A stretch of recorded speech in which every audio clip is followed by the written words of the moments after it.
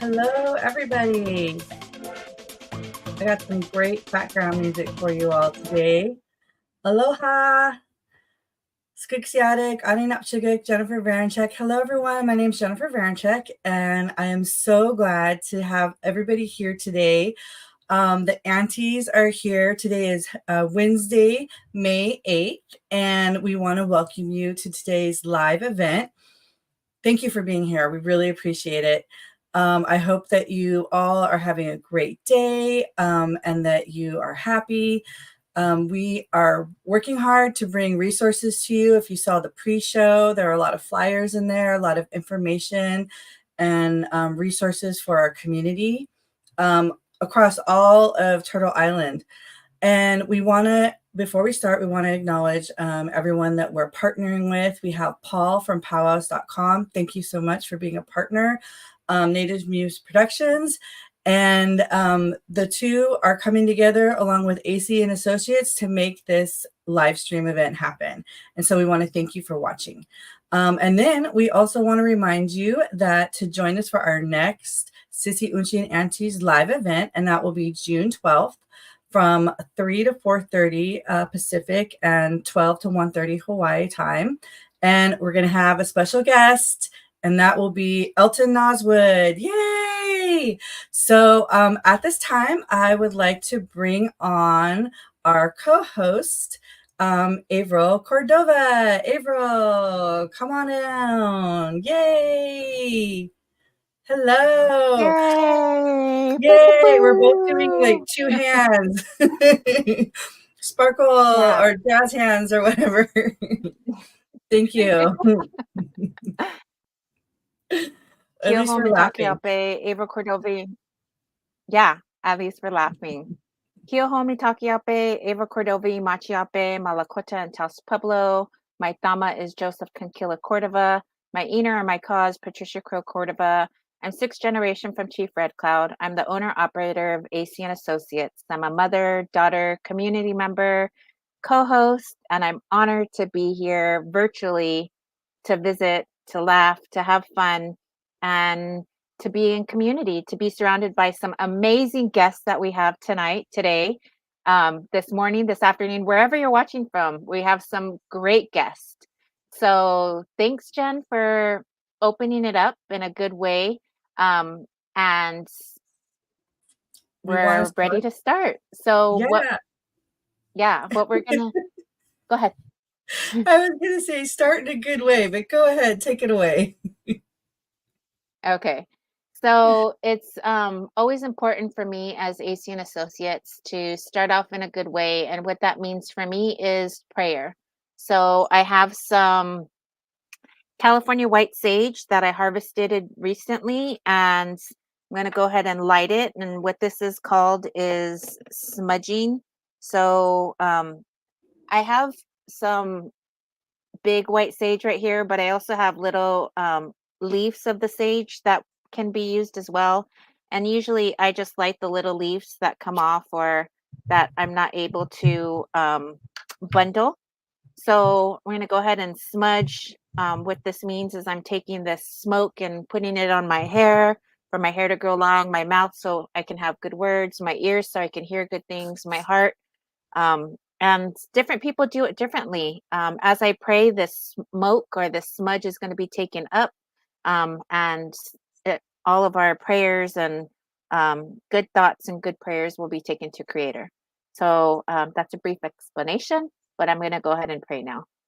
Thank Creator, you. we come to you today with open hearts and open minds, thankful for the many blessings that you provide us on a minute, monthly, second basis, from the ability to walk, talk, be here today, to laugh, to visit, to have a good time, to relax, not to worry about what's going on around us or in our lives, but just listen and have a good time with some great guests. Creator, I ask that you watch over everybody that's watching this, everybody that has had a hand in putting this together, and everybody that's helping in the background. May you continue to keep them healthy, wealthy, and safe, Creator. And if everybody or anybody hasn't been told lately that I love them, that I'm praying for them, and that we hope that you just have a good day, a good next 5 minutes, a good 10 minutes. I know we're all struggling through something, but Creator, I'm thankful just to be alive again today. Mm. Please watch over the individuals that are here, the individuals that are watching, and the individuals that'll be watching in replay. Ta'a, pilamayaye, gracias, etyehe, ajonas le, ajonas le, ajonas le, ajonas le. Amen. That ends. Oh, thank you. Thank you. Thank you. I felt that.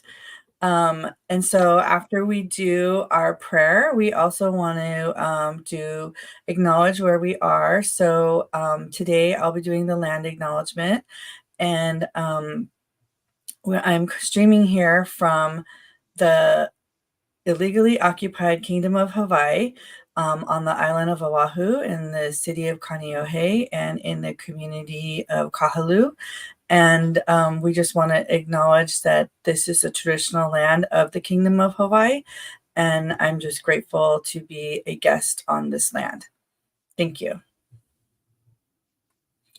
Thank you. Okay. Yes. So Averill, let's throw it back to you, and we're going to get ready to do our introduction of guests. Yay! Yay. Thank you, Jen, for being here and sharing space. I'm so excited to be here virtually with you and the relatives that are joining us as we embrace our culture about our cultural values, restore and revitalize or decolonize today and the season. We can hold on to the wisdom and teachings of our ancestors and take time to rest, reflect, plan, and take on the day, journey, and dreams.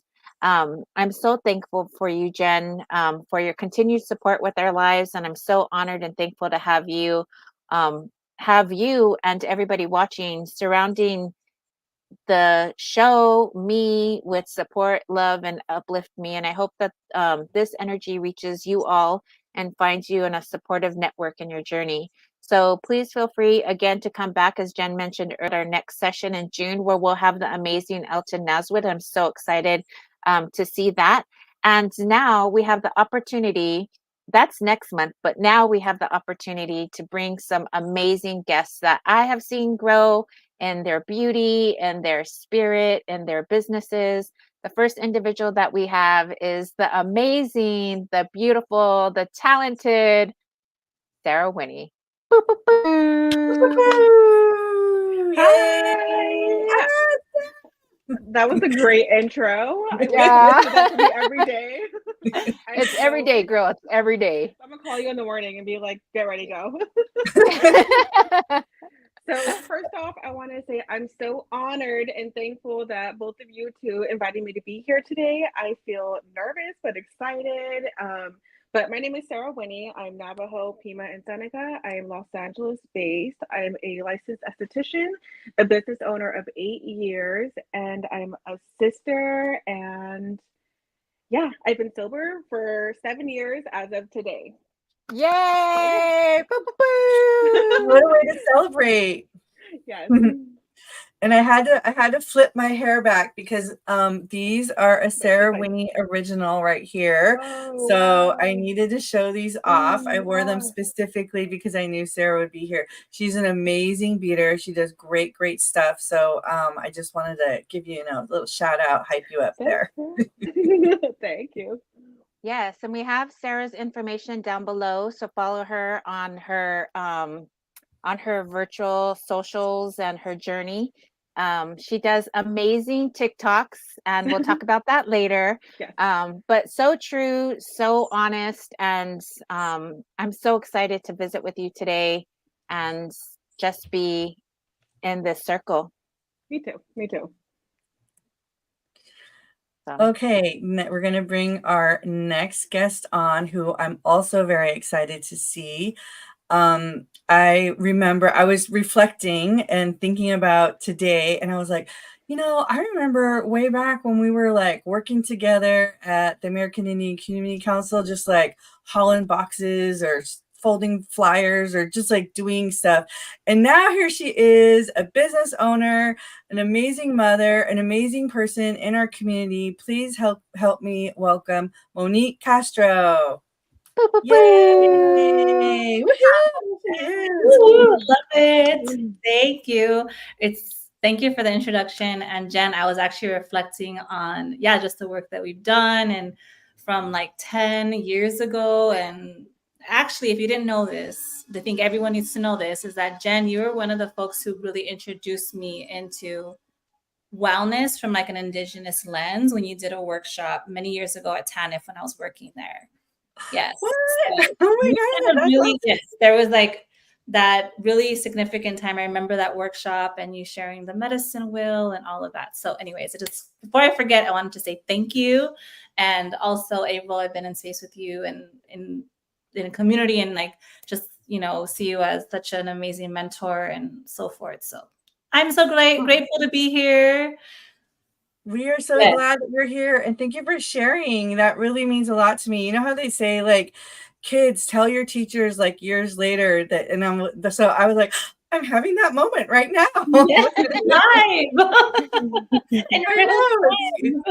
Thank you. I appreciate that. Yes. So I know everybody that is watching wants to know more about the two of you. You're both incredible women, incredible things that you've done in your life so far, and so much more that we know that you will be contributing to community and to your families. So we're going to start off with some questions. And I believe, Avril, you have the first question. So I'm going to pass it to you. I do have the first. And it's for Sarah. Thanks, Jen. You're welcome. Right. So the first question that we have for you, Sarah, is can you share with us who you are and how your mental health journey has been? Okay, I'm like, where to start? So I feel like I've kind of done a little bit of everything. I'm a very big self-help kind of person. I love self-help lifestyle podcasts. I listen to tons of self-help books. I also like more of like manifesting, intentions type of thinking as well. And I've also been to therapy as well for several years with a few different therapists. I feel like So how has your mental health journey, how has it been? I feel like I'm in a good place. I've had my ups and downs. Hmm. Especially like through COVID, there was a long time where I didn't think depression was real. And then I realized it was. I was like, oh shit, this is real. They should talk about this. But Yes. yeah, and I feel like I've been through almost every stage you can kind of think of, like denial, kind of like tough, toughen up and just push through it. Who cares? Get over it.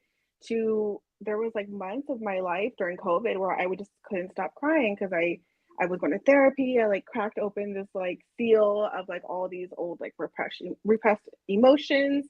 Um, but I feel like currently I am not in therapy, but I have no problem going back. I had 2 years in therapy through COVID. I was very fortunate to find an Indigenous woman therapist, which was such a Mm. blessing, Mm. especially being in LA. I feel like I didn't think that was going to ever happen. So I feel like being seen by your mental health professional is so crucial. And I feel like once people feel seen, they feel understood. But yeah, so Mm. that's kind of a little like summary of my mental health journey so far. Mm. Mm-hmm. All right. I That can't was a wait to good one. dive. Thank you for sharing and being Yeah, honest. of course. I Yes. wanna I wanna Yes. just say, a lot of things happened through COVID, and a lot of therapists were seeked out. But once you start being able to fully be honest with somebody and let out all that stuff, it Mm-hmm. feels like a big old weight has been released. Absolutely. And I've tried talk therapy, and it may be for some people, it may be not for some people. It wasn't necessarily for me, but also Yeah. there's other avenues, sweat, harvesting, and we'll talk about that stuff later. But Mm-hmm. I'm just glad, once you, like you said, once you can share, you can and feel like you're seen, you can be seen, and Yes. and moving forward with that is a great understanding. Did she provide you tips or things that you still use today? Um, I feel like at that time in my life, I was pretty deep into like self-help books already. There wasn't a lot that she said that I didn't already like kind of think of automatically. But I think just having someone to relate to that is a professional that I feel like can see me eye to eye felt like it was enough. Even though I feel like I didn't take away tons of tools, but one thing that I do really enjoy, we even did like tobacco ties in our Mm, sessions, and I feel like that was super special. Like, where are you gonna ever find that? I feel like I was so grateful and lucky and blessed to be able to be a part of that. But I don't even think it's necessarily the tools that I got from her. It's just being seen by her. I feel like was super mm, Mm. validating in like my emotions and with whatever I was going through at that time. mhm. Wow, thank you for sharing. I Yeah, no problem. appreciate that. And you said, where are you going to see um, like tobacco ties? So that leads us into our next question. And Jen, you got this. I do. So our next question is for Monique. Can you tell us a little bit about yourself, and can you tell us how you got started in the mental health field? Yeah, absolutely. So I'll share a little bit more about who I am and the roles that I have. And so I'm Danae and Chicana, born and raised on Tongva territory here in Los Angeles. My grandparents came during the relocation era. I would consider myself like second generation off reservation. So my father was raised here in Los Angeles, and then myself. So we have definitely that urban native experience. One of the things that I feel is really important to also share is so I am the CEO and founder of Indigenous Circle of Wellness, which is a psychotherapy practice with Native Indigenous providers, and we center cultural, therapy as well as holistic approaches to wellness, and we do that in various ways. So, like to Avril's point, like there's different ways for us to receive healing and wellness, and especially attend to our mental health. But that entry point to it was really my own experience of growing up away from my parents and being raised by my grandparents. And my parents had dealt with their own substance use challenges. I wasn't able to be in the household with them. I was separated as a young child from my siblings. Had to experience the social service department and all these different things that are not we see very common within our communities. So I experienced a lot of that. And I feel like I was on my own healing journey of trying to figure out, well, what is the way that I can figure out and get support for myself, but also like then bring that back to community and to my family and to the larger community, because I seen that there was such a need for it. Because I'm also a little nervous, even though I do a lot of speaking engagements, I also get nervous. Let me even go back a bit more on my hats real quick, and I will get back to like how I got into the field. But so I'm now a mom. My son's almost 2 years old. I'm a wife. I'm an auntie. I say a super auntie because I was like an auntie for many, many, many years to all the little ones until I had my own child. So now I'm an auntie and a mom. I've been like a bonus parent. I am a bonus parent. I'm also, had custody of my niece. So I've had that role as like a parental figure for my niece. I'm the oldest of 4 siblings. And I run the Indigenous Circle of Wellness, and I also have my own coaching and consulting business. And I can share a little bit more about that work and like where I'm envisioning that work to go as we move forward. So the entry point does stem from my own personal history and experiences, having my family struggle with different substance use challenges, being system impacted, criminal justice challenges as well. So these things really started to inform like where I wanted to go and how I wanted to support community. So when I first started college, I didn't know that there was a field of psychology. Never heard of it, had no idea about it. I'm a first generation high school graduate, so therefore first generation going into college, and I had no direction, no awareness of what was out there. I had like maybe 4 career paths that I was aware of: teacher, police officer, a lawyer, and a doctor. Like that was it. I didn't know anything else. So when I went into, I attended Cal State LA, and I was kind of lost, but I was determined to figure it out.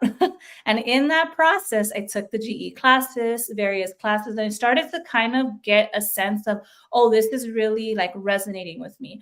This really feels like I could use, like this information is helpful. And was when I took my first psychology class is when I feel like I had my, like, I fell in love moment. I'm like, this is all the things in one. Like I wanted to understand how the brain worked. I wanted to understand addiction. I wanted to understand mental health challenges. I was just ready to receive it all. So I ended up changing my major from then, when I first started, was a criminal justice major, to then a psychology major. And I think even the thing that really pushed me further, there was 2 significant things that happened in that time frame. One was that I had a colleague I was working with, an older colleague, who said, you know what, you're really good at supporting folks. I think you'd be an amazing therapist. I'm like, therapist? Like I know psychology, but I still didn't know therapy. I didn't know therapist, never heard of it, like so new to me. And so it got me thinking, it's like, I think you would be really great. Like you should consider that. Okay. So that was like one like thing that I kept at the top of mind. The other thing was that I had a counselor who told me that I should not go into psychology because it's too hard. Because I am the type of person that says you can't do something, I'm gonna do it anyways. I was like, I'm gonna do this because he said I can, and I'm gonna show you that I can.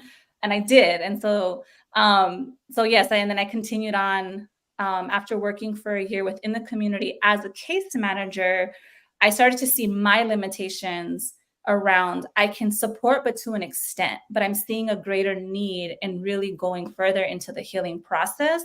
And I was like, what would be that? So in that year of working in the organization where I met Jen, I started to notice, okay, there's a gap. There's a really big gap. And we're referring folks to therapists, but they're coming back and saying the therapist doesn't understand me, or this is not working. Like, it would fall very short. And so I kept receiving that information and data. And then a year after working there, I decided I'm going to go back to school, get my master's, and went into counseling psychology to get my license eventually. And so now I'm a licensed marriage and family therapist of 10 years. I graduated in 2014, so 10 years in the field, like providing therapy services, and licensed with my own business now for nearly 7. And it's been a journey. And it also is something that I'm so passionate about and want to support folks in so many different ways. And, little by little, on this journey, I'm figuring out ways to do that. And then the other last thing I wanted to just add is that, similar to what Sarah had shared, like having my own experience in mental health, right? Like there's been various times where it was because of this training and background and resources that I was able to access things, seeing my own therapist, right? That was another turning point. That turning point was specific to my desire to open a private practice, is when I was looking for a therapist in private practice and I couldn't find one. So I obviously have this trend of this, something is missing. I'm going to go out and do the thing that's missing. I learned that about myself. So we didn't have a lot of folks in private practice. I'm like, then we need to. And so then that's when Indigenous Circle of Wellness, the idea started to come to be. But my own therapy experience, including, my experiences being a new mom and the postpartum journey and mental health and that. So it's another area I think right now I'm learning more about and wanting to support our moms, our child bearers in that mental health journey during and after pregnancy, because there's a lot there. So I'll pause there, and thank you for that question and allowing me to share all of that with you. Thank you. I loved hearing it. I loved hearing like your journey, and a lot of things that I didn't know, and that I'm like, wow, that is just so cool how you were able to. I love, like, if someone tells you you can't, like, I'm the same way. And I constantly hear the comment in the back of my head whenever I'm working on a thing that they said that I couldn't do. I'm like, I'm going to show you. Yeah. Okay. Go ahead. Thank you. I also like that you're part of our community. People can look to you and trust you and know that even the background, that you have, being second generation here, relocation, all of those things come into play for us urban, I guess, native folks that are out here. And when you go to a therapist, Washichu therapist, or somebody that's non-native, they don't understand all of that historical trauma. And it wasn't until I started working at UAII that I learned that. And I was like, do our folks even know what historical trauma is? And a lot of people don't know. And if you don't know, it's all of those things: relocation, boarding school. It's all of those things that our relatives have been through that still affect us today. So that's what historical trauma is. And it's a real thing. It's a real thing. And I appreciate that, you were willing enough and strong enough to open your own business, to see the issue, but also have a solution to fix that problem, or be a part of the fixing that issue. Mm-hmm. Okay, that's it, the end. Okay, so thank you. We're gonna go to our next question, and this is for Sarah. The question is, what prompted you to start walking the red road? Do you have any tips for people struggling with sobriety? So I have had substance abuse issues in my family on both sides, and I saw that growing up, and I feel like that definitely negatively impacted me throughout my young years, up until it stays with you, up until now. And I think after seeing that over and over, I would always say, like, oh, I'm never going to drink, I'm never going to drink, and then started drinking. And I feel like I started to see my parents in me in a negative way as I got older and older, and I didn't like that. And I felt like I got to this certain point where I was so sick of my shit. I was so sick of me saying, like, oh, this is the last time, or I'm only gonna have one. Like, obviously, I couldn't do that, and it wasn't in the cards for me to be able to do that, and I have continuously proved to myself that I didn't have that ability. So there was a point where I was just like, okay, that's it. Like, I just have to stop completely. I was like yo-yoing back and forth, like 6 months off, 6 months on, a week off. Like, it wasn't a linear process, that's for sure. But I think I just wanted a different life for myself, and I didn't want to be another statistic. Still, like, I feel like when you see, a drunk native, I feel like I don't want to contribute to that thought of, the kind of people that we are, because we're more than that. And I was just like, okay, well, it starts with me. I cannot control anything that anybody else does, but I can control how I carry myself and how I choose to like live my life going forward. Um, as well as the next question, do you have any tips for people struggling with sobriety? I would say don't expect it to be like black and white. It's very gray.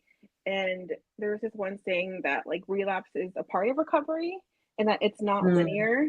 It's always going to be like a good day and a bad day, good day and a bad day. I would say just focus on the day you have in front of you, because, life happens, shit happens, we mess up. It's like, it's not about if you mess up, it's like about how long you stay down. You can, mess up and then get back up and get back to it. It's not linear. So I would say that's my biggest tip. Don't expect it to be black and white. I wish it was that easy, but it's really not. We're human people. Nothing's perfect like that. Things, come up. But I would say get a therapist for sure if you can, or go to meetings, whichever you prefer. I did both. But definitely get a therapist. And then also, I would say change your surroundings. The people that you party with and drink with, or whatever you're trying to not do, that's going to deeply like contribute to it if you keep going or if you stop. So yeah. I love that you say that. I always, when I do a lot of different types of trainings, and I talk a lot still to youth. If you don't know, we've seen Sarah grow up from a little girl to the beautiful girl that she is today. But as I'm speaking to youth, I always tell them, look at the 5 people that are in your life. Put your hand out. Who are those 5 people? Because if you look at those 5 people are a reflection of yourself. So like when I was drinking, I was in the bars, my best friend, he was a guy, we would party all the time. And when I stopped drinking, he wasn't in my life anymore. And it's because my surroundings were a reflection of my life. I was drinking, I was in the bars, I was going out. And when I stopped doing that, the support that I had in my life was empowering women, empowering individuals that supported me, people that I can turn to. And yes, I have had my ups and downs. And I appreciate you saying that, because a lot of the times, when I was drinking, all of my problems were somebody else's problems. They weren't mine. I blamed them on other people. Oh, they don't like me. Oh, they're doing this, they're doing that to me. But it was me doing that to myself. And also, I think being stuck in my trauma is a lot of the things, a lot of times, and when I started flipping the script and thinking positive and being sober, things started getting positive. Things in my life were taking off, and it took time. I'm just telling, the girls before we jumped on, it's been over 13 years that I've been sober now. Sarah, you have 7 years, and your business and your life. I mean, I love watching you on TikTok, and I wanted to mention this because you have this episode that you're doing now called Sober Talk. And do you want to talk about that? Sure. Yeah. So it's a little segment that me and one of my best friends thought of. So I'm very, very fortunate that not only did my sister end up getting sober, she's here in the chat, I see her, but my best friend as well. My best friend got sober about 2 years after I did. And Emily got sober, I believe, a year or 2 ago. Don't get mad at me if she's watching. Don't tell me. But me and my best friend, we would always have these like long conversations about how it's so different existing in this world, especially in like your early 30s as like a woman and being sober and like dating, what it is to feel judged at a party or try not to judge other people at places. So we're like, we wish that we could find a platform or someone to talk about this, because it's not really out there, and a lot of the times if it is out there, there's people that are like either a lot younger or a lot older where I don't feel like I relate to like what they're saying. Mhm. So I was like, you know, whatever. I have like a little in my little salon. I was like, let's just like get some mics and we'll just like chop it up and see what happens. And we try to do it like at least every 2 weeks. And I feel like it's been surprisingly well received. I'm really shocked constantly about people that I don't even realize watch it. And that, oh my God, when are you gonna put out another episode? I'm like, what do you mean? Like now I feel like a little like shit, I gotta do this. But I think it's so cool because you never know who you're helping. You Mm. never know who's taking like something from you in like, a good way, but you never know how you're affecting other people. And I think having a sober conversation, especially from like two modern women that are in dating scenes, and we both have like careers, we're pretty independent, and what it's like existing sober in this life, because it does feel a lot different than before. I feel like I've had two lives by now. But Mm. yeah, it's on my TikTok, which is Indigenous in the City. We come out with episodes at least like once or twice every other week. But it's been a lot of fun, and we're always open to suggestions of like what you guys want to hear us talk about. Because sometimes we're like, we don't know what we're doing. I just work here, so I'm just trying to figure it out. But it's been a lot of fun. Yeah. The I got other to thing, check it out. yeah, you should. It's so awesome. The other thing that I wanna mention too is you guys are having drinks while you're doing it. Yes. Um, for me, I'm not a non-alcoholic drinker because Hmm. I would want the real thing, and I think Yeah. that would tempt me. There's Yeah. only been one time when I went to this, it's called Cielito Lindo in El Monte. It's like where they Hmm. play mariachis and you eat dinner. And there was this one time, and it's a party environment, or there's drinking there. So there was Hmm. this people in front of us, and they were having shots, and that was the first time ever in my life since I've been sober that my mouth got all watery, and I was like, "Oh my gosh, I need air." I You're got just up like, and I went outside. Yes. So been to there. see you guys Yeah. drinking, there's non-alcoholic drinks that you can drink in. Yes. There's actually even like a non-alcoholic bar here in Los Angeles. No Oh, alcohol at all. They have wine. It's so nice. And like I'm very understanding that everyone has different triggers. For me, taste and smell and being around it has never triggered me to want to drink. I actually bartended and I would waitress while being sober. wow. And I don't really feel like it ever affected me. I think I know my trigger is like being really stressed out. I Mm, feel like it's more of a Mm. feeling for me than a taste or a smell. mm, Um, and I do like the taste of beer, and it is nice to have kind of like a social buffer, because sometimes when you're in situations or in parties and people find out that you're not drinking, they get real weird about it. mm, They will make Mm. it about themselves, and I'm like, I'm not trying to police you. Like, you don't have to stop drinking. I'm just not. But having a drink like that can really make you feel, I don't want to say normal, but make you feel like you're not going to get 21 questions for not getting fucked up like everybody else. mhm. Um, but yeah, I just side note, but I was thinking about how you were saying earlier that you changed your environment with people, and like, or they kind of fell away when you got sober. Mhm. Luckily I agree with that. I'm not really in positions like that anymore, but sometimes there's birthday parties or weddings or whatever it is. But I do feel like being sober in the beginning is very lonely. I feel like when you're Mm. drinking, you think you got all the friends because everyone's just like on the same page and the same vibe as you. But I think it really shows who's there for you when you do a lifestyle change like that, and you Mm. see who falls away and who sticks. Um, but I do think that having those non-alcoholic drinks are really nice because you could kind of exist in like hiding in these like normal spaces where people normally do drink. Yeah. But yeah, they're good. I don't personally find it as like a trigger, so I feel like it's okay for me. But I know everybody's different. Yeah. My drink of choice now is cranberry juice, um, ginger ale in a wine glass with light ice. And it I love looks that. like a wine. But Yes, anyways, thank you for answering those questions. We're yes. gonna keep it moving. Jen, you're up. Yes.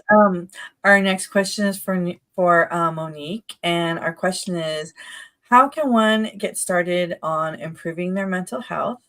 and where do they get started? What are some simple steps people can take to improve their mental health? I know it's a long, like a lot, but just So, give us yeah. any some tips.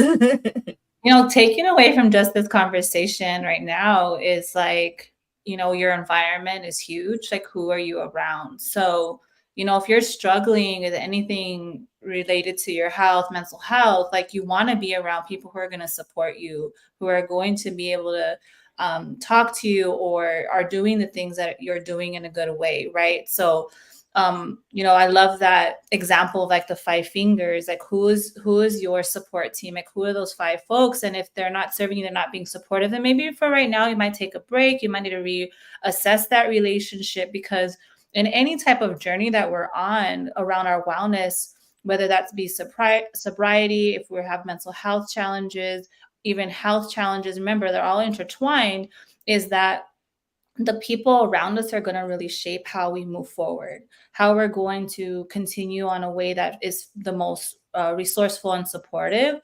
And so this is where we have to really think about that. Um, the sobriety is one great example of that. And also, so sobriety is a great example of that. And I want to share, like, as you're getting sober, you're going to start meeting other sober people, right? Yes. So in the beginning, there's that transition time. And then there's also grief because you're losing some relationships. And the same thing when it comes to mental health. And everyone's different. The same thing is around like the triggers around it, right? So I'm going to give you all an example. I like to share personal experiences from my own life. And this way, it's relational and people can relate to it if it's something that they've experienced. So I mentioned I'm a mom now of a nearly 2-year-old. I experienced a pretty severe anxiety and depression during my pregnancy. I didn't quite know that at the time. I was just in it. I just thought this was normal. This is what pregnant people experience. However, as I then had my son and I had a very traumatic birth experience, obviously was not planning a traumatic birth experience. But in short, I almost did not make it. Like I almost was not going to be here. Right. Oh, And wow. it was, yeah. And I want to share that actual story one day of like what happened and how I've like since like I'm working on my healing process of that for myself, and then still being a provider, right? And also the supports that I needed. So when I went on maternity leave, I'm like, I'm going to be back in 3 months, back to my work, all the things. And I had to start being really honest with myself and transparent with my team. Like, I'm not okay. Like, I had this really traumatic experience. Now I'm recognizing that I've actually been navigating depression and anxiety without the support because I thought it was normal during that time. But it got to a point where it got very scary for me in the mental health side of it. And I started to I needed to be honest with myself. I needed to be honest with my team because I'm not going to come back right away. I cannot come back. And when I come back, I probably is going to look very different. So then I started to have conversations with my family. Like, this is really where I'm at. And these are the supports that I need. Now, in that process, being the strong woman, like strong woman energy, Monique is always good. She's the one out here supporting others. To ask for support was hard. Let people know I'm struggling and I'm not coming back in this way. It's going to look different, or I'm not back at work yet, or I'm not coming to events, right? I'm just now honestly coming out into community spaces again. This is nearly 2 years later. And I needed that time, right? And so improving my mental health required me to, one, be honest, to, like, share like those little, whatever those to be honest with myself, let people know that are in my circle, like, this is what's happening and this is the support that I need. At work, it was like, I'm not coming back for a while. This is what I need. If you all can continue running everything, I'm here, but I'm not here right now. And so they did that. They're amazing. On my house and family, I had to discontinue going to certain events, being out in certain spaces. I needed to take care of myself. And I did that. And I'm in a much better place now, which is why I'm able to be here. I'm able to speak again and share. but it is that process of that honesty and coming to realization of what support is needed. And I had to change my therapist. I had an amazing therapist that I love so much, but I was now in a very unique place in my life with a very I needed a special therapist. And this is something I would like people to know too. We can go to different therapists at different points of our life, right? When I was before I had a child, before I was pregnant, I had a therapist that really helped me with like boundary setting and career goals and just like navigating like life, right? Postpartum, I needed a postpartum therapist. And there's specialists out there. There's people who have very specific training in areas. And I found one. She's phenomenal. She helped me get through that time. This really challenging time last year. And then, now I'm actually back with a therapist that I had from when I was in college, because I'm starting to do those patterns again when I was in grad school.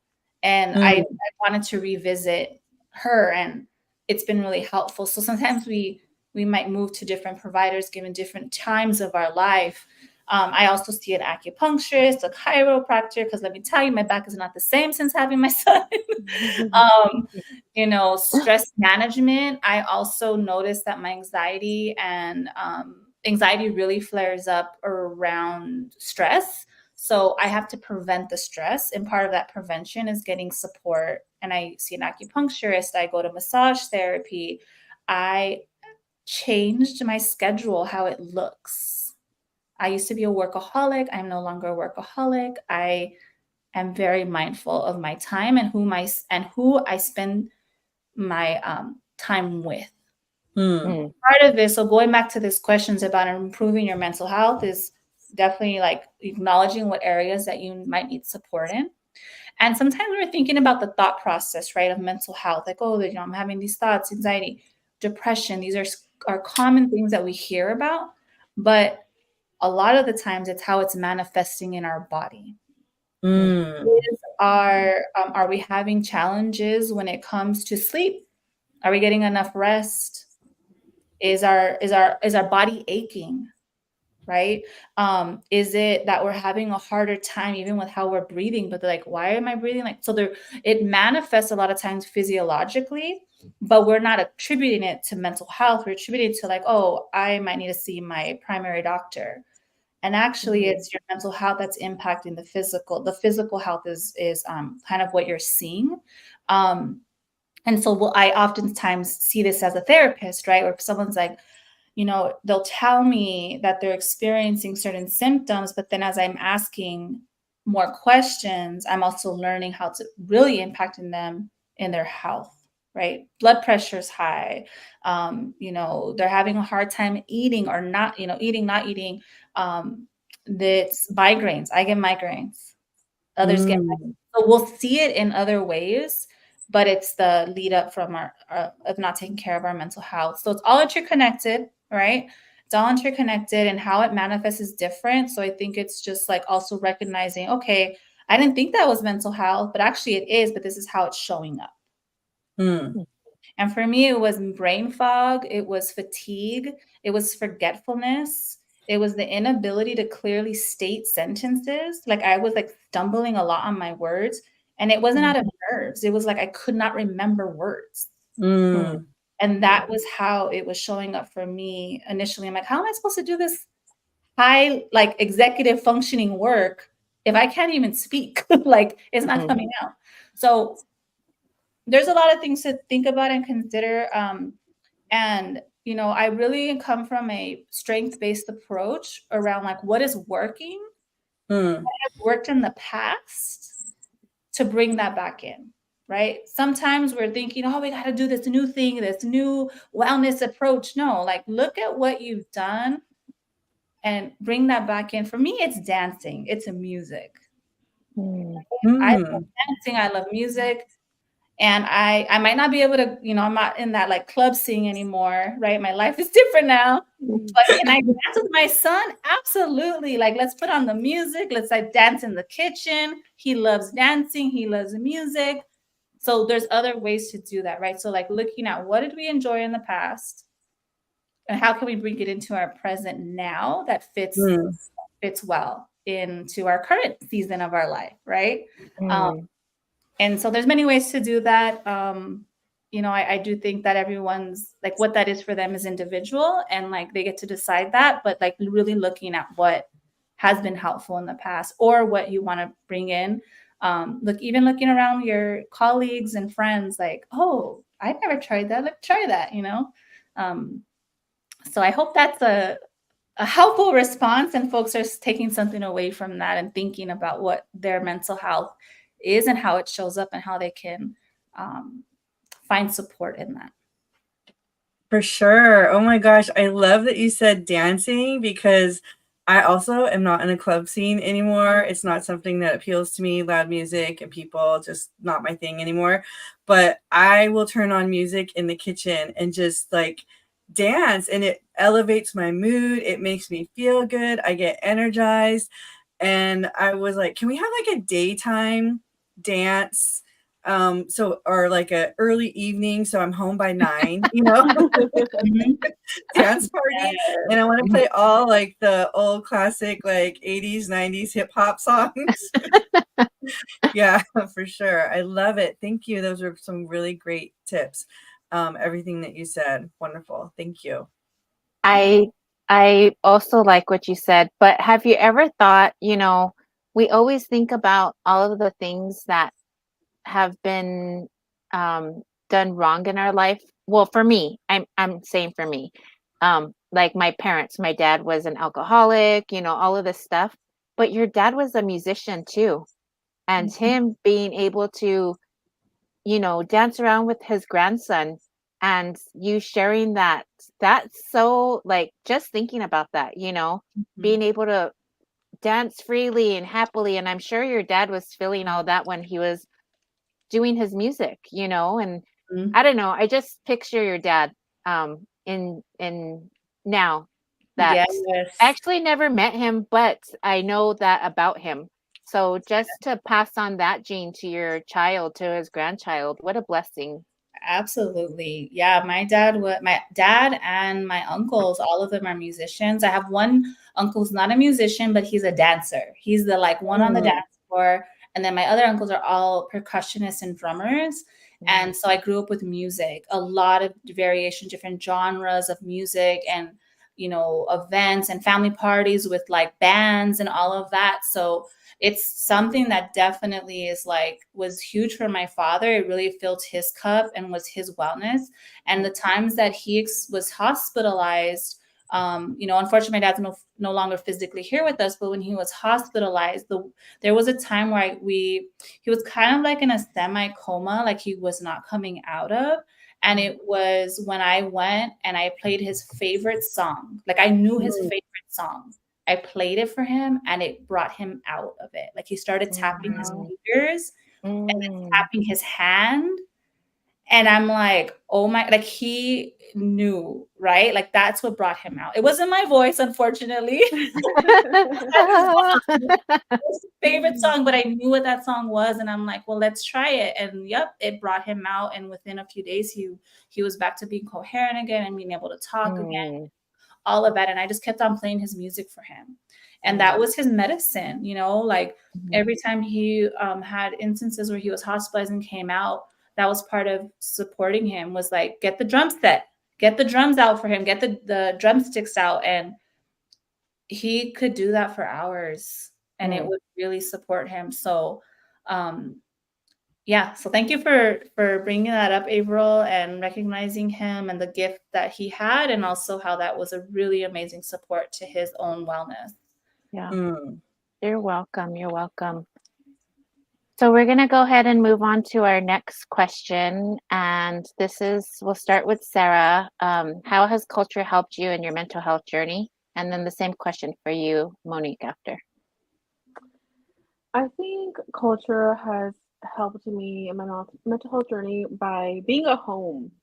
I feel like it's something that's like a foundation that's always going to be there. It's something you can always lean on. It's family. I think of like going to my grandma's house and we'll still, you know, sit together and smoke like pretty often. I feel like it's connection to the earth, to my siblings, to my grandma. I feel like it's also like a place of, I don't know how to properly word this, but like almost, yeah, just like stability, just foundation, I guess. Mm, But I think that's how it's really impacted my mental health journey. And then also, like I was mentioning, being able to just do like tobacco ties with my therapist, it comes up in unique ways that I never really expected or looked for, but that just happened to show up. So I would say definitely family, though, for sure. And especially when we get to go back home and even have ceremony out there, I feel like that's really special. And I'm very fortunate to still have that connection with my Mm, family and my culture. Mhm. yes. Yeah. Thank you for sharing. Okay, Monique. Yeah, it's very similar. I feel like culture is like really at the center of everything for me. I'm not fully versed in all the things in my Dene way or my Mexican culture, but I'm learning and I continue to learn. And as I'm Mm, learning from others and with my family, and I'm very also fortunate to be able to go home to my family on the res. It's like it feels like home, like it is home. And so, and that's what I really harnessed within Indigenous Circle of Wellness is like, how do we, I don't bring that in for someone else. Like, how do they feel? How do they bring what's important to them and what culture is to them? Because it's not separate from me at all. It's like really what I lean into and how I feel the most grounded. So that's what I always start with, and whatever I'm doing is like the culture piece. How is this going to be included before anything else, right? Even how I show up as a therapist, culturally, I'm showing up as your relative. I'm showing up as someone who is in mm, community with you. And then I have shared these trainings that are great and that can be helpful, these, you know, degrees and all this other stuff. Some of that is great, but the most important thing is the relationship that I have with the person that I'm working with. And the same thing when it comes to any relationship that I'm in. And that's part of our culture is that kinship, right? So I always mm, come in that way first, and then the other things can be a support if needed. Sometimes it is, and sometimes it isn't. But it's a journey. For me, there's been different entry points into culture, and I'm like, no, this is the road I want to be on. I want to continue. I was very intentional from the time I was in undergrad. It's like I want to work within my community. Like I'm going to be in my community. When I'm a mm, therapist, it's for my community. And the practice I'm going to have, it's for my community. Like there mm, was never a separation from it. It's just like, how do we continue to bring that? That's like a very important part of who I am. So yeah, that's a lot of it. And so the ways that I kind of continue to do that is I pray. Like we're a very prayerful family. Like I pray on my own at home. I pray with my son. I also pray with my husband, and it's not part of his culture, but he's very receptive to my learning and teachings um, mm. and my culture. So that is important too. Is that I'm with a partner who is embracing of that and supportive, because it couldn't be any other way. He was like, you otherwise. But it's all of that, and even everything. I don't see it separate at all, Mm. and it's part of my journey for sure. Yeah, it's hard to separate when you are immersed or recognize that that's like a part of you. It just becomes a part of you. It's not like a separate thing. So I fully understand what mm. you're saying. Mm-hmm. Um, okay, the next question that we have is Wait, for you. before we Oh, go, yeah, before we go, go I ahead. just want Go to ahead. respond to both what both Sarah and Monique said. Going back home, if we have the opportunity to do that, because here in LA, some people might not even have the opportunity to go back home. But I Mm, think that even with pandemic, like I'm Taos Pueblo on my father's side, Oglala Lakota on my mother's side. Taos Pueblo is a language that isn't written down. You have to learn it from somebody else that knows it. And during pandemic, they had online Zoom classes.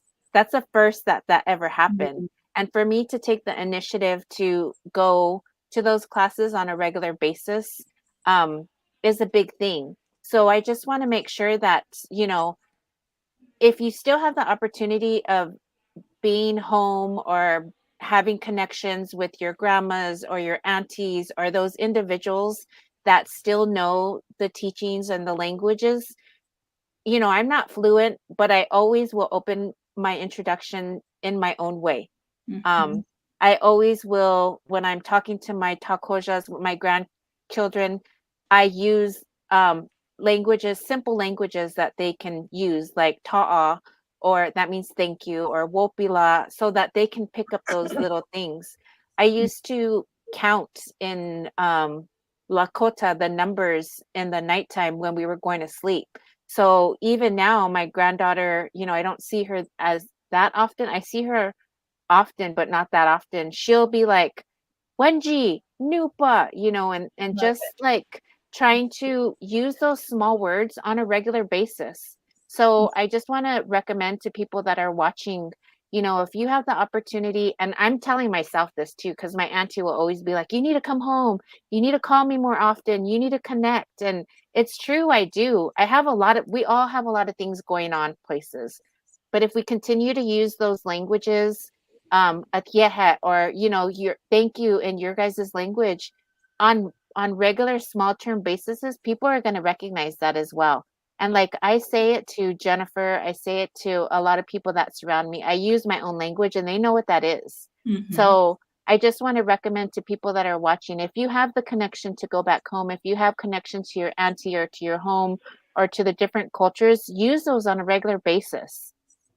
That's it. The end.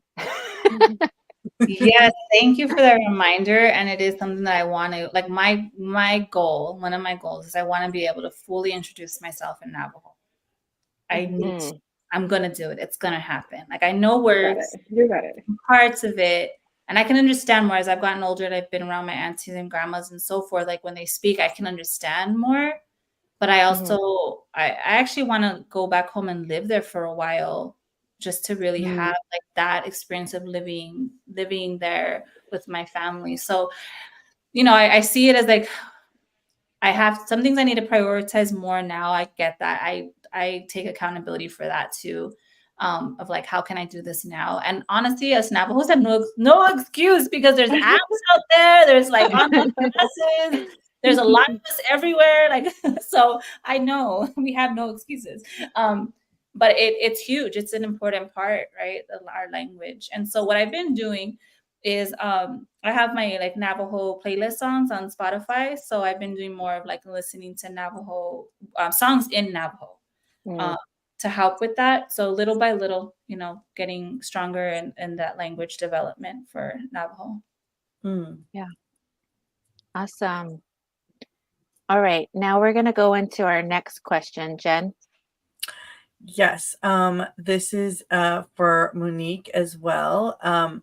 What are some common misconceptions about mental health in urban Indigenous communities, and how can we work to dispel them?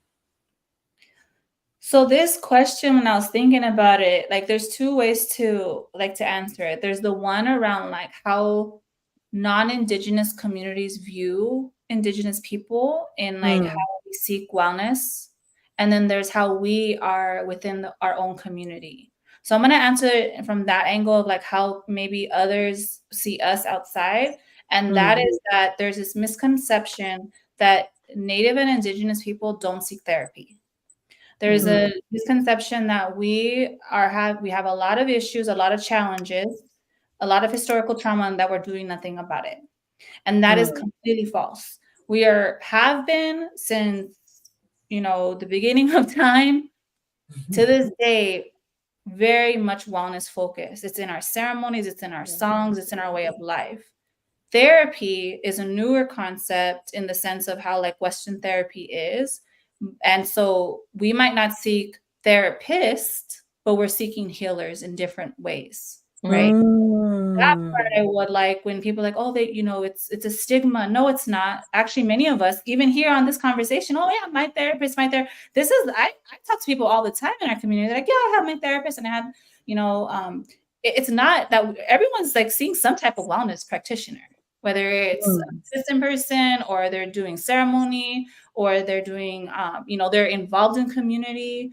They know the medicines and they're utilizing the medicine. So we're healing. We're working on our healing, have been, will continue to. So any non-Native folks out there, we're doing our thing. Now, in the community, I would say it's not so much a misconception, but maybe some misinformation on how to access the resources. There's various types of resources. There's, nonprofit settings, there's private practice settings, there's private insurance, there's private pay, there's third-party payers. Like, there's different ways to access mental health. And I don't think we are familiar enough on how to get the access based on our personal financial situations or resources. So, and I get it too, because then we have to engage in certain systems that we might not want to engage with, or having to ask certain questions. But that's within the community. I think sometimes it's like, I hear that a lot, like, well, I don't know where to go, or I didn't know that there was this resource that they're there. But like, I don't feel like we've been struggling with this in the LA urban community for a long time. And I think probably nationally around, like, well, where's there one place to go to get all the answers? And we don't really have that. It's always usually like through relationships, which I'm grateful for, but not everyone has those deep relationships. Like, I can text Aurora and Jen right now, right? If I had a question about something, you all will be able to respond. Not everyone has that. So I think that's where, as a community, like, it's how do we get the information out of different types of healing ways and like where to access it. So that's my answer. I love that answer. And just going back to the previous question, because it has it meshes into it for me. I co-trained to the Social Work Core Academy about ICWA, or about working with families. And I love what you said, because a lot of social workers that are in there, they're non-Native, right? So they're working with Native families. And one of the things that you said is that you're showing up as a relative.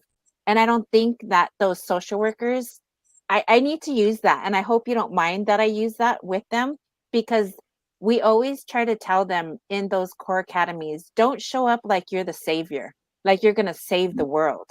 But I think now, or save that family, or, because we have a lot of historical trauma around governmental entities. So if I say, we show up as a relative, that's going to change their mindset and just help them to understand. I also like that, a lot of times, a lot of different people say talk therapy, we're scared to talk, but we are seeking healing in different ways.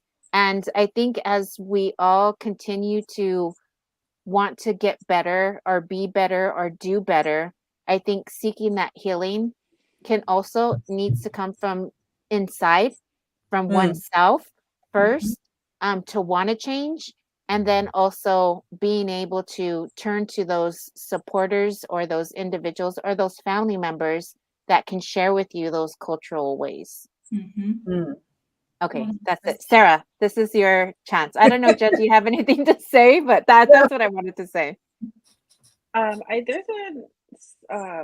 way I found my therapist actually was through this website called Open Path Collective, and my massage therapist told me about this website. But it's true, before that, I would have no idea where to even start. And especially as someone that works for myself, I'm like, I don't even, like, it's so different. Like, I don't have an employer providing me insurance. It's not the same path. So it was even more confusing. But they actually work on a sliding scale, and they do like online and in person. So that's a really cool website too. But I totally agree that we've been doing healing since like day one. Yeah. We're like the best at it. Like, we are what the best therapy models that work have, like, they've been co-opted and regurgitated, right? Like, they come from a lot of our indigenous communities, the ones that really work amazing, but they're just not, we didn't do research on our stuff. It's just like our way of being, right? So it's these, and I love that you shared, like, you got the information from your massage therapist. So this is the thing, right? Our entry point into our mental health comes in different places. It might be a directory or a Google search, but sometimes it's from someone else in the community, it's from another wellness practitioner who's like, hey, like, so again, it's like, what are we involving ourselves with? If we're like healing centered, and Sarah, it sounds like you really do a lot of like self-development and like, you know, that self-help books, like all those things are going to constantly reinforce like different ways of healing and to ways to like access resources. It's, you're going to, that's what your life is going to be like. And that's what mine is. I'm like, I have a whole wheel, a whole circle of wellness practitioners that support me. You know, Yes. I don't do this alone. A team. Alone. Yes, our wellness teams. Yes. You know, also going back to that circle, I want to also encourage or introduce one of the things that one of your colleagues, Robin Gomez, helped me with was also because, you know, the medicine wheel has different sections. And one of the sections that she included is financial wellness as well. So we need to also, I also need to have been including that in physical wellness, mental wellness, financial wellness, not necessarily being a millionaire. But when I tell my grandson, do you think I'm going to be a millionaire? And he said, yes, grandma, you are. And I want to hear things like that, you know, but also financial wellness or being able to um, for me, know what my worth is, and that way I can, when I work with people, if they know my worth, then they're going to pay me for my worth. And I love that, you know, Robin had mentioned, I want you to be financially well, instead of going to somebody and being like, oh, I'll give you 20, like $10 an hour or something, you know. I know that what I do and my connection to different people and, you know, just wanting the best for my community, it's not necessarily a high ticketed price, but I know my community and I know how to connect. So I'm going to be at my standard rate, which is a standard rate, but financially well in the end is what I'm trying to say, needs to be thrown into that medicine wheel as well. Absolutely. And this like goes into a lot of the business stuff that I do in my coaching and consulting work, is like, how do we have sustainable businesses where we're financially well? And there's a lot of money mindset things right around like, what is money? How it isn't in our community, is like asking for what we deserve. Like at the end of the day, the financial piece is a resource. The more financial stability that I have and more financial stability that I have, I'm able to then support my family. I'm going to just give you quick examples of this, right? Because I've been able to have a sustainable business. I have employees. They have a living wage, right? They have an amazing work environment because we have to charge a certain amount. Like that is helping our financial wellness. It is very reciprocal. It's reciprocal. It's given back. The other is that, you know, my husband and I invested about 7 years ago in a property that, you know, we were able to get luckily, and we're renovating. Well, it's not just the renovation. That's amazing. I love like nice newer things. But the bigger part of that, the most important part of that, is that my auntie's going to move into our back house. And it's the generational wealth piece. Right? My auntie is going to have a stable home to live in. She's not have to worry about no renter, owner kicking them out, raising their rent again, any of that. There's stability. And she's so much so that she took out her P.O. box because she's like, this is my forever, like my address is here. And I love that.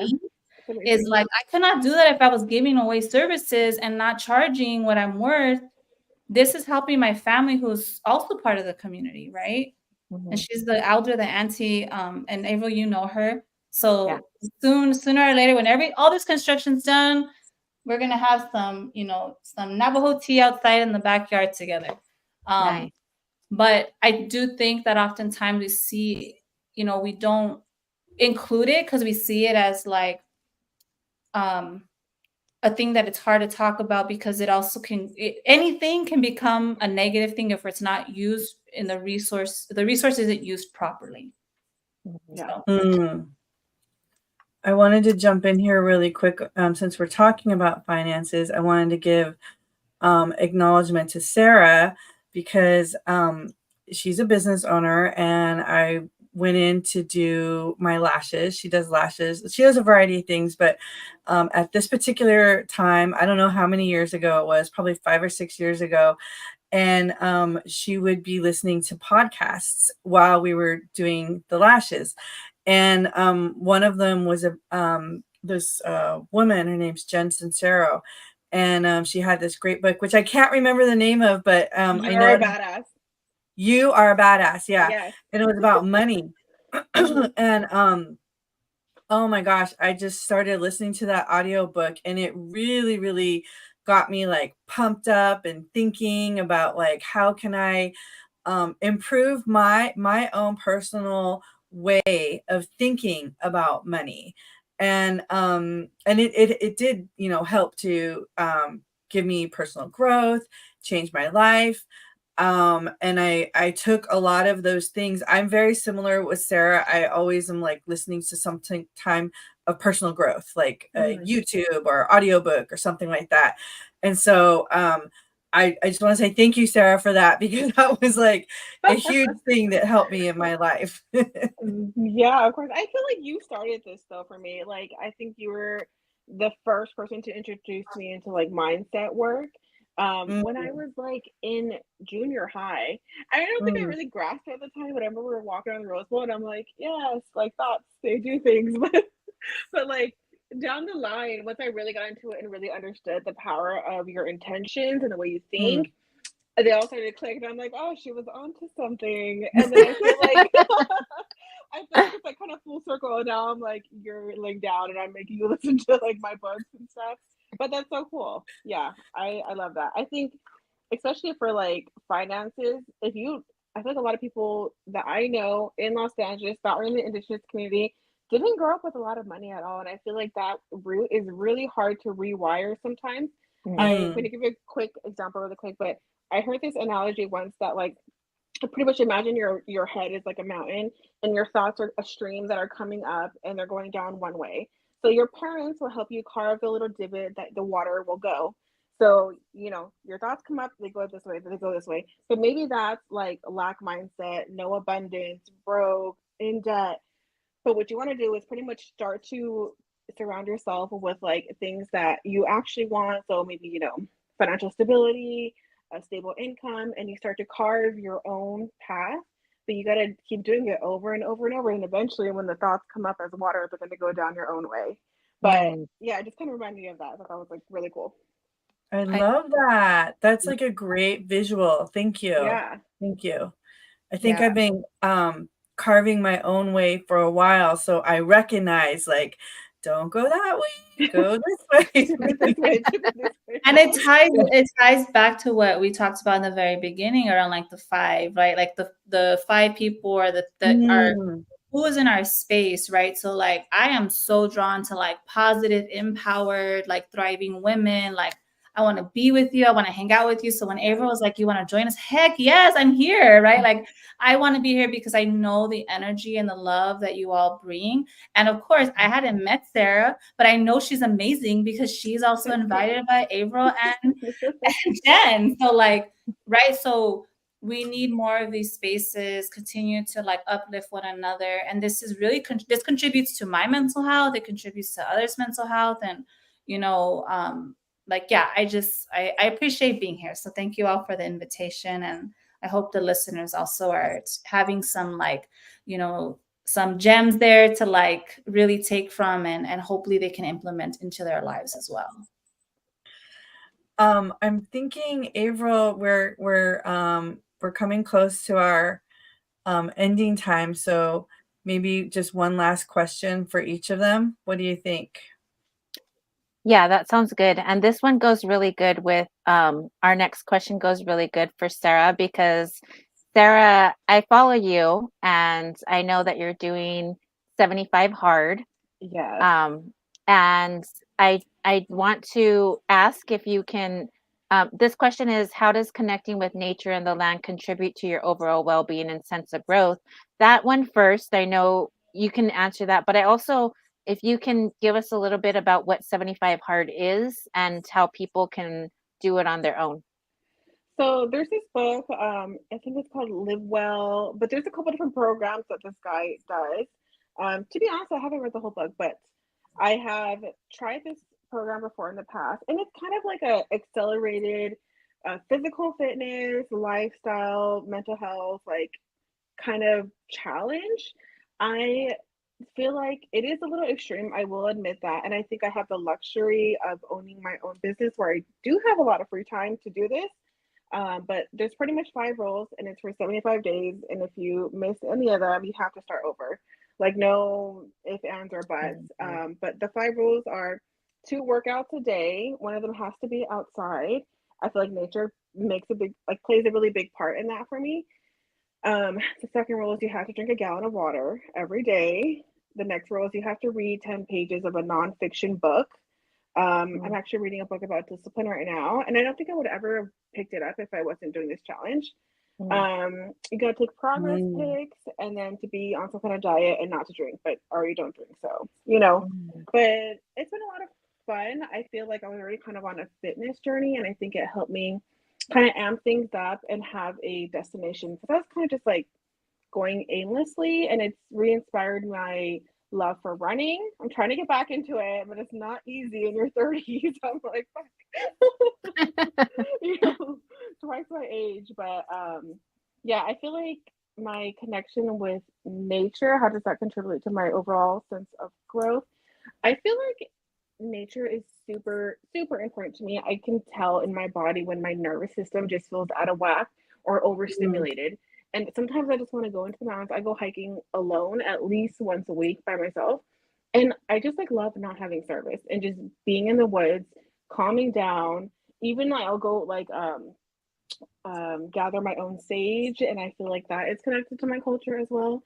But I've always been like a nature girly. I love camping. I love hiking. I think it's just it brings you back to yourself without all the extra noise of social media, of people around you, other people's opinions, just existing in your own skin in that moment. It forces you to be in the present. But I think it's played a tremendous role in my mental health. And I could feel it in my body when I'm like, okay, I haven't gone outside alone in a long time. I need to go. And I just feel better. Even like taking off your shoes and feeling grounded in the dirt, I feel like that even helps you just feel like, I don't know, at ease, calm. Yeah. Okay, so I just vomited a bunch, but yeah. You're inspiring. Thank you for sharing. I know that. Yeah. Thank you for sharing. I know like younger people can't, I don't know, not necessarily accept the concept of going outside in the dirt or touching the tree, or it might seem hokey, but I think like connecting to Mother Earth in that way, it just empowers you in different ways. Yes. I feel like it's also helped me feel so empowered as a woman being out there by myself. And granted, there are times where it is like a little scary, but I feel so, I don't know, just in my own skin and in my own power of like not being too scared to go alone or letting someone not be able to go with me hold me back. I feel like it's super important, especially as a woman in like the city or even anywhere, to have that, I don't know, that inner strength to know that you have your own back and you'll be okay. I love that. Yeah. I love that too, because I struggle with going places by myself. I mean, as I do have a lot of supportive individuals, but I'm going to put this out there. I'm very much, I don't like going places by myself. I was born a twin, so I blame it on my sister because I've always had somebody since the pregnancy. But yes, thank you for sharing, Sarah. We're going to move on to our next and final question. And Jen? For you, Monique, are there any specific community initiatives or resources that you would recommend for those seeking support or guidance with mental health? Absolutely. I think, highlighting Indigenous Circle Wellness, folks to follow us on Instagram, Facebook, and so forth. We have various things that we offer. Coming up, we have a support a circle support space for pregnant and postpartum women by one of our therapists who's also a perinatal mental health specialist and has training in that. So want to have more spaces. We also have monthly coffee breaks. So it's like just come with your coffee, hang out with us. We're talking about mental health, different topics, different areas. It's super fun. It's, you know, it's great. So that's something that's free and open to community on a monthly basis. We also have with our partner organization, our sister organization, so Oceanales Sister Project, we have different programming. So community events and resources. So folks can actually be in community together. And so it's not like the direct services, but there's other spaces to, you know, there's beading circles, there's food, traditional food ways, different things like that to help with our wellness. And then I always am like, or we're constantly sharing different wellness things that are happening in community on our social media and on our newsletter. So also if there's folks out there that are doing things that are wellness related, like send emails over to us at info@icowellness.com, and then we'll add it to our newsletter. We have a pretty good amount of folks on our email list, and so we can get those like upcoming events on there. And then I'm going to be on a panel later this month with Natives in Philanthropy. And I think that's an amazing discussion and panel around mental health as well. So I invite folks to come to that. And all of this is on our social media, especially our Instagram page. So you can check out what's coming up there. And what else are we doing? We're as a private practice, we're also partnering with organizations and offering mental health and wellness workshops and trainings. So if someone's organization, native or non-native, wants to have us come in and present and provide workshops around holistic wellness and really attending to our own personal wellness, we provide that. And we are trying to find we are doing different things in different ways to bring the information and resources to community outside of the therapy room. Thank you. I now wish I could come to all those things. Well, the coffee break's online, so you can. Oh, okay, great. Cool. Oh, yay. That was actually the one that I was like, oh man, I want to go to coffee break. Coffee break is online, so come to that. And then we're going to start doing, like, we're kind of figuring like other series and so forth on there. So like that we can offer virtually and also in person, but the coffee break's virtual. So come with your coffee or tea, whatever your morning beverage is. Water, whatever it might be. Oh, hello to Willie. We have a comment from Willie. Yay. He knows all of us. That's great. So we're getting to the point where we are going to wrap up here. I'm going to let Averill do some closing statements, but let me just say that it was really wonderful to spend time. I hope that the two of you get to meet each other in person because you're both like so amazing people. And I'm surprised. I'm like, oh, they don't know each other. But I know. I'm like, you gotta hang out, Sarah. Yeah, now we do. Now we know a lot of similar like interests and stuff. So I'd love to hang out. Yeah, I've known Sarah since she was very, very young. Students Run LA. We've done the LA Marathon together. I don't know how many times, but a few. Yeah. Again, well, I will walk it. I won't be running anymore. Okay. But I can definitely yeah, so much. I've learned a lot from both of you. So thank you for spending time. And I'll be in Los Angeles in August. So hopefully we can have like some kind of a, coffee, tea reunion, brunch. I don't know, whatever, but something. So thank you. And I'll pass it to Averill to close us out.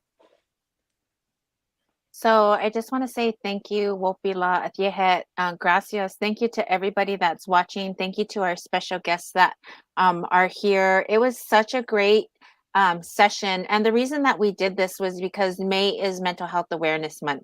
So to bring Monique on, and also the Spring Breed, the title was Native Voices of Renewal.